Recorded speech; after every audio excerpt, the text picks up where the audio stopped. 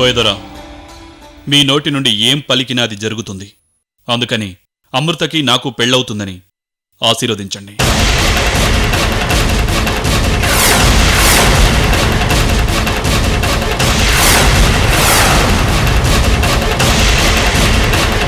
కుర్రో కుర్రు, అంతా అనుకున్నట్టుగానే జరుగుతుంది.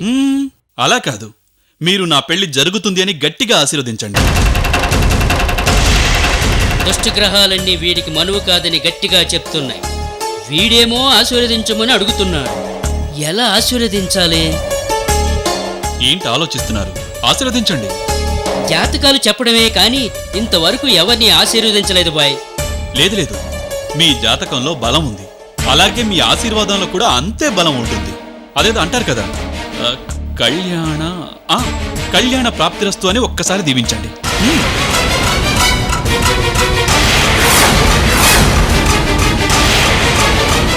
కుర్రో కుర్రు, వీడేంటి ఇలాంటి ఫిట్టింగ్ పెట్టాడు? ఆశీర్వదించకపోతే వదలడు, పైగా గన్ను ఒకటి తీస్తాడు. దీవిస్తే పోలా? అమ్మో, కొంప తీసి నా వాక్కు ఫలించదు కదా. కోయదొరా, దీవించండి.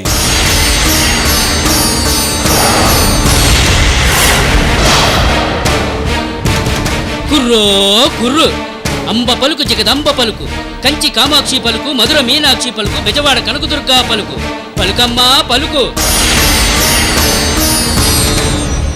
అమ్మా, భారం అంతా నీదే.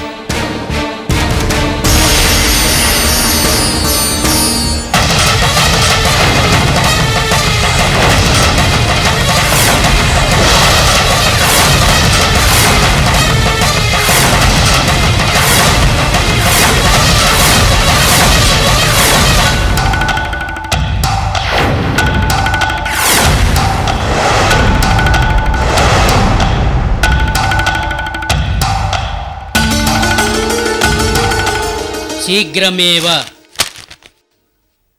కళ్యాణ ప్రాప్తిరస్తు.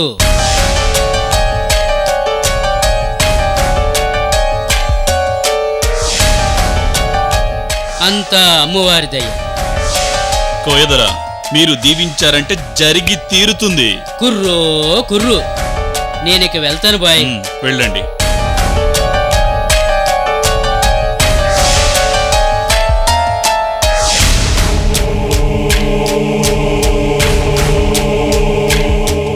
నేను వెళ్తాను బాయ్.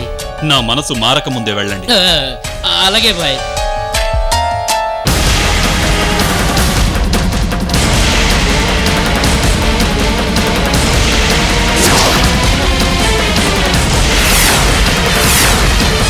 బాయ్, వెనుతో పెళ్లి జరగదని ఛాలెంజ్ చేశాడు.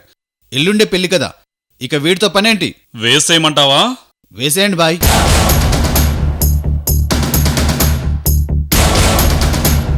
ఒకటి, 2, 3.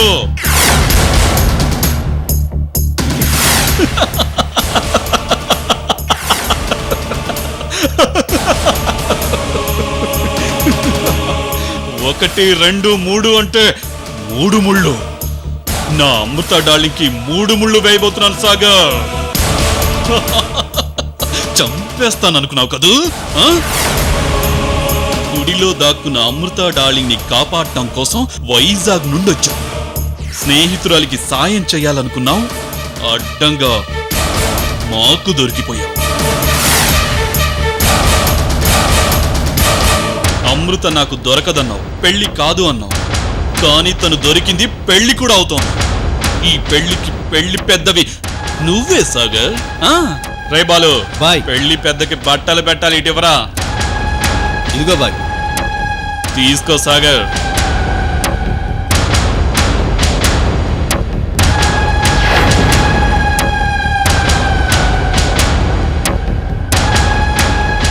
పాపం, డెన్కొచ్చిన రోజు నుంచి ఇదే బట్టల మీద ఉన్నావు కదా. పెళ్లికి కొత్త బట్టలు వేసుకొని నా బొగ్గన దిష్టి చుక్క పెట్టి అక్షింతలు వేసి వెళ్ళిపో. ఆ తర్వాత నీ జోలికి నేను రాను. ఓ, ఏదో చెప్పాలనుకుంటున్నావు కదా. లాస్ట్ ఉంటే మాట్లాడావు కదా. Sorry sorry sorry. విక్రమ్, అంతగా విర్రవేగకు. అమృతతో నీ పెళ్లి కాదు కదా, తనని నువ్వు తాకను కూడా తాకలేవు.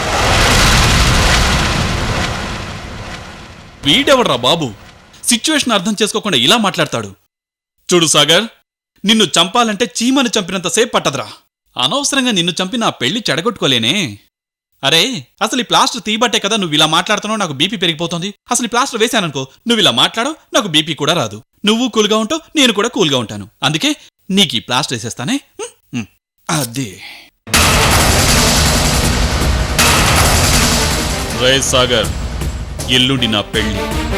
కొత్త బట్టలేసుకొని కామ్గా గుడికొచ్చి పెళ్లి చూడు. మేమిద్దరం కారెక్కి హనీమూన్కెళ్తుంటే టాటా చెప్పు. అంతకు మించి నువ్వేం చేయలేవు.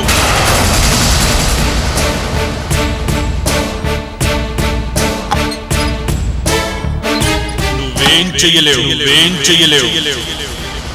అమృత, విక్రమ్కి దొరకకుండా ఎక్కడో చోట క్షేమంగా ఉంటావనుకున్నాను.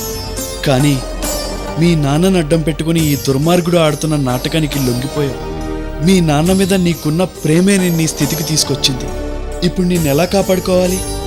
అమృత, ఈ పెళ్లి జరగకుండా నిన్నెవరు కాపాడుతారు అమృత?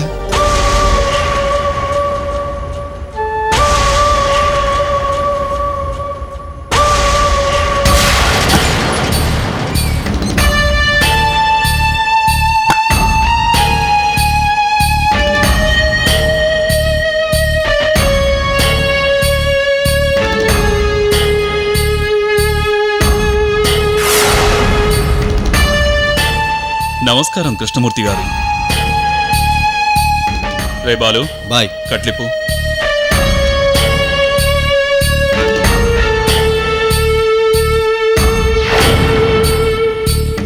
ఇరవై 24 గంటలు ఓపిక పట్టండి చాలు. ఎల్లుండే మీ కూతురికి నాకు పెళ్లి.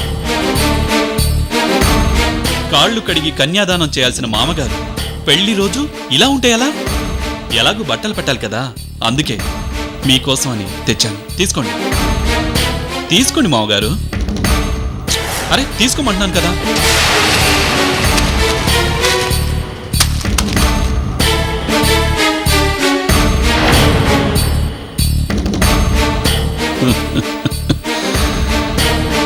బాలు, అక్కడే ఉండని.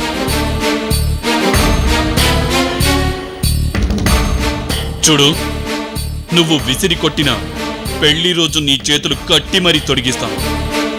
చిన్న పిల్లాడిలా ఎన్నిసార్లు మొండికేసినా నిన్ను భరిస్తూ వస్తున్నాను. దానికి కారణం నీ కూతురు అమృత.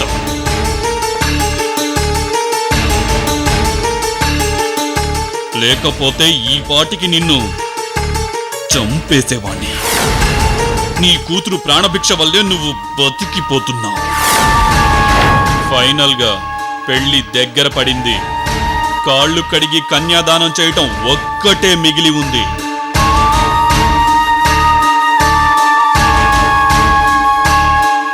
ఆ విషయంలో మాత్రం మొండికేయకు.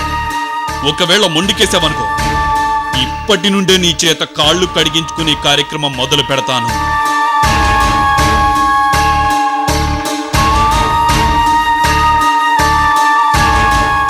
ఎల్లుండి వరకు ఆపకుండా ప్రాక్టీస్ చేయిస్తాను.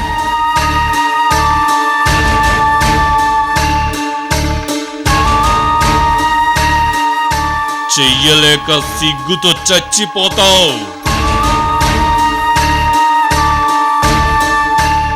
బాలు, బాయ్. కట్టేరా.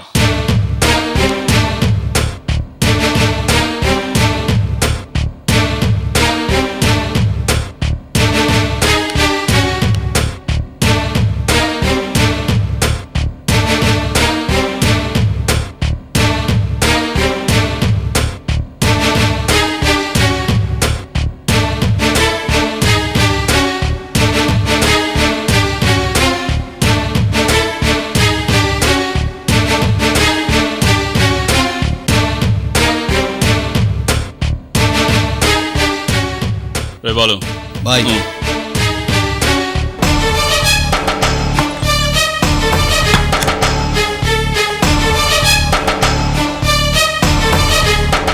చిచ్చి, చివరికి దాని దయా దాక్షిణాల మీద నా జీవితం ఆధారపడిందా?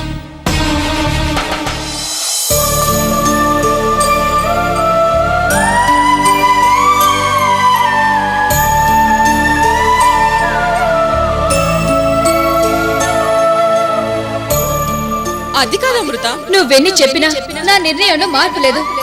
మర్యాదగా వెళ్ళు. అమృత ఒక్కసారి ప్లీజ్ సుబ్బు వెళ్ళిపో. ఒక్కసారి చెప్పింది వినవే. సుబ్బు బయటికి వెళ్తావా లేక?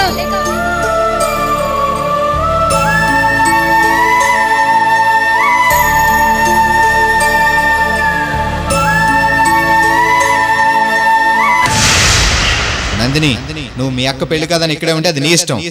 ఆ తర్వాత నా ఇంటికి రాకు. లేదు నాతో వస్తానంటే సరే, కాపురం చేస్తాను.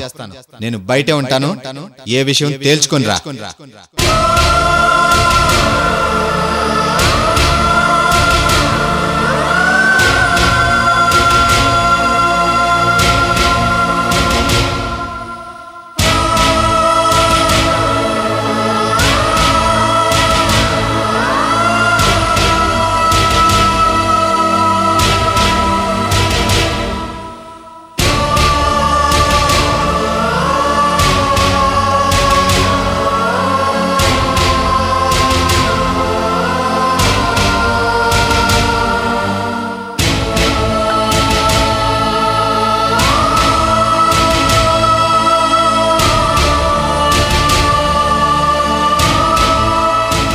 అమృత, ఏంట్రా ఆలోచిస్తున్నావు?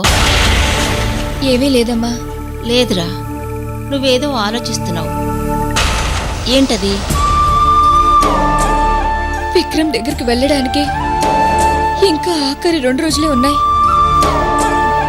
ఆ తర్వాత మిమ్మల్ని చూస్తానో లేదో, అసలు నేనేమైపోతానో నాకే తెలీదు.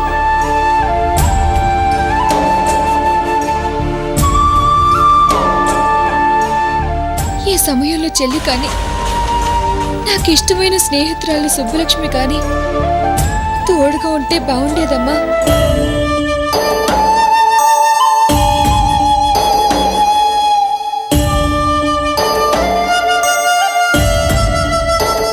పాపం సుబ్బలక్ష్మిని నేనే గట్టిగా మాట్లాడి బాధ పెట్టి పంపించాను. కనీసం నాకు సారీ చెప్పే అవకాశం కూడా లేదు. ఇక నా దగ్గరికి రాదు. ఒకవేళ తనకి రావాలని ఉందా, అన్నయ్య వదులు రానివ్వరు. ఇక నందిని పరిస్థితి మనకి తెలిసిందే.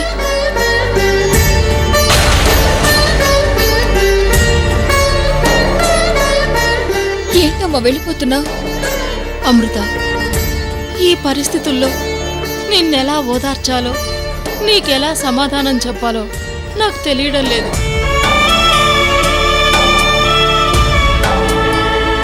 బిడ్డకి కష్టం వస్తే తల్లిదండ్రులు తీర్చాలి, బాధపడితే ఓదార్చాలి. కానీ నా విషయంలో మాత్రం నువ్వే తల్లివై నా కష్టాలన్నీ తీరుస్తున్నావమ్మా.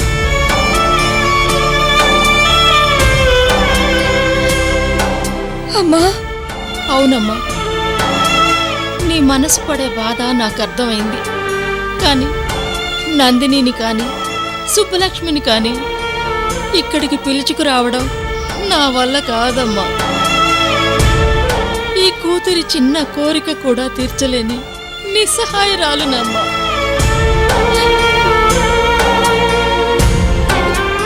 అమ్మా, నిన్ను ఒంటరిదాన్ని చేశాను. ఆఖరి 2 రోజుల్లో నిన్ను సంతోషంగా ఉంచలేకపోతున్నాను. నన్ను క్షమించు తల్లి.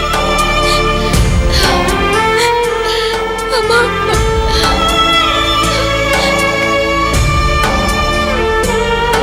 అమ్మా, ఏంటమ్మా నువ్వు? ఊరుకో. నేనలా బాధపడ్డలేదమ్మా.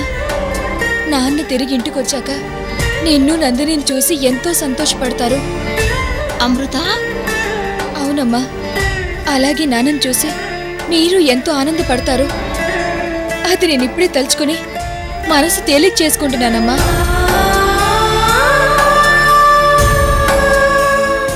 అవునమ్మా, ఈ పెళ్లి నాన్న కోసమే చేసుకుంటున్నాను. పెళ్లి రోజు నాన్నని కలుస్తాను కదా, ఆ ఆనందం కన్నా ఇంకేం కావాలమ్మా? అమృత,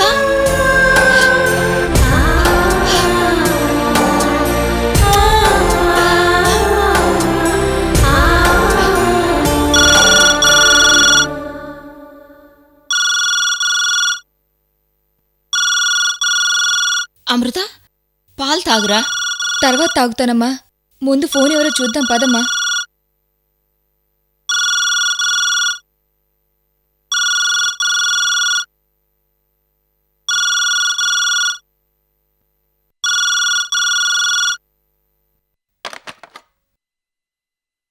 హలో, ఆంటీ నమస్తే, నేను విక్రమ్. విక్రమా? ఆ, ఇటివ్వు. హలో ఆంటీ, ఏంటి మాట్లాడరు? హలో. హాయ్ డార్లింగ్, నీతో మాట్లాడదామని ఫోన్ చేశాను. ఎందుకు? ఎందుకేంటి డార్లింగ్, ఎల్లుండి నవీన్ నగర్ కాలనీ టెంపుల్లో మన పెళ్లి. దానికి అన్ని ఏర్పాట్లు చేస్తున్నాను డార్లింగ్. చూడు, నువ్వు ఎన్ని ఏర్పాట్లు చేసినా ఎంత గొప్పగా చేసుకున్నా నాకు అనవసరం. నేను కేవలం మా నాన్న కోసం మాత్రమే నీ ముందు తల ఉంచుతున్నాను. అర్థమైంది డార్లింగ్, మీ నాన్న ఇక్కడ క్షేమంగా ఉన్నాడు. సంప్రదాయంగా కాబోయే మామగారు కదా అని మీ నాన్నకి బట్టలు కూడా పెట్టాను. కానీ మొండిగా విసిరి కొట్టారు. అయినా నేను మాట తప్పే మనిషిని కాను. ఆ విషయం నీకు బాగా తెలుసు. నువ్వు వస్తావు. నేను మీ నాన్నని అప్పగిస్తాను, ఓకే? కానీ నువ్వేంటి డార్లింగ్ అలా సీరియస్గా ఉన్నావు? నా మీద కోపం తగ్గలేదా? ఆంటీ కూడా ఎందుకంత డల్గా ఉన్నారు? నాతో మాట్లాడటం ఇష్టం లేదా? అయినా మీరంతా ఎందుకు ఇలా డల్గా ఉన్నారు? పెళ్లి మూడ్లోకి ఇంకా రాలేదా? ఇది ఒక పెళ్లి, నువ్వు పెళ్లి కొడుకువే.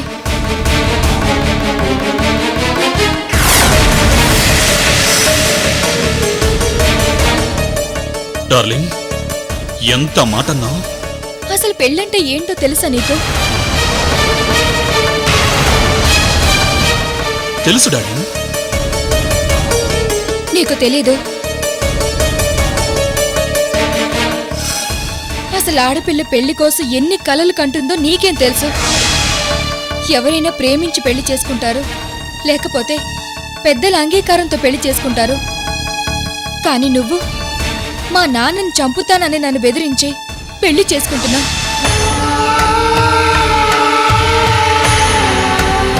అమ్మా, నాన్న, అక్క, చెల్లి, చుట్టాలు, స్నేహితులు ఇలా అందరి ఆశీస్సులతో ఆనందంగా ఒకరినొకరు ఇష్టపడి చేసుకుంటే అది పెళ్లి.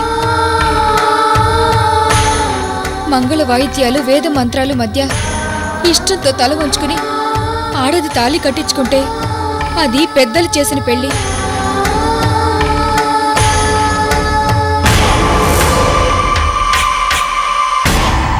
అసలు ఇవేవీ లేకుండా కూడా పెళ్లి జరుగుతుంది. అది రెండు మనసులు మనస్ఫూర్తిగా ఒకరి కోసం ఒకరు దేనికైనా తెగించి ప్రేమతో చేసుకుంటారు. అది పెళ్లి.